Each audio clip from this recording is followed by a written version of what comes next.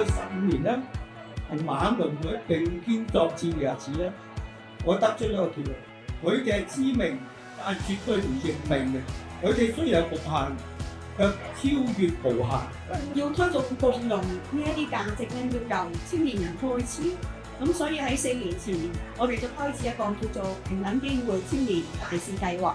咁其中一個好重要嘅訓練嘅部分咧，參加馬龍隊嘅領跑團嘅培訓，有機會同一啲視障聽障嘅人士一齊去合作去跑步。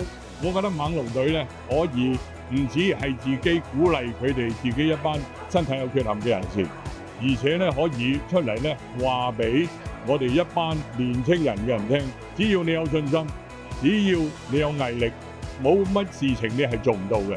我哋有視障或者聽障嘅朋友咧，佢唔係好想好融入社會，同埋可能覺得自己做唔到嘅。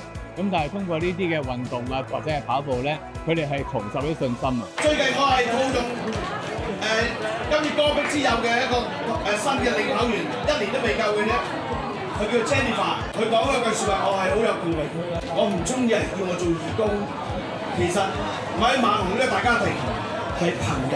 由大至到最細，細到係有冇1歲啊？有小朋友嚇1歲零啊，連埋個奶粉樽一齊去行呢個戈壁，殘疾人士啊或者弱視嘅朋友行咗118公里，我覺得咧呢個都係非常之好嘅創舉嚟嘅。我哋係8個人啫，咁多人係未分開過。我成日講世界事就係美好嘅情感聯繫，靠住自己嘅雙手雙腳一路去完成一段嘅路程。我第2日就起水泡啦，啲人成日叫我魚，就計先第2日就起咗4個魚泡。佢係會幫忙佢孭嗰個背囊，佢係孭雙背囊。佢哋真係好全程去相信佢哋，你買住我咧，我好安全咯。最美麗風景都真係人每一個因為咧，都自己有自己嘅特長。第一次咧係知道原來行住3個嘅時候咧，天文可以瞓住覺咁樣。真係好感動啊！真係去搞掂。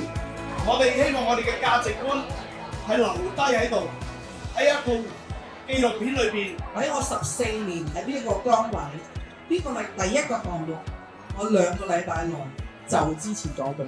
其實咧可以話係一見鍾情。我哋好希望帶動去香港每一個角落，學校又好啦，好多機構甚至商業機構啦，我哋都希望做好多 screening 嘅。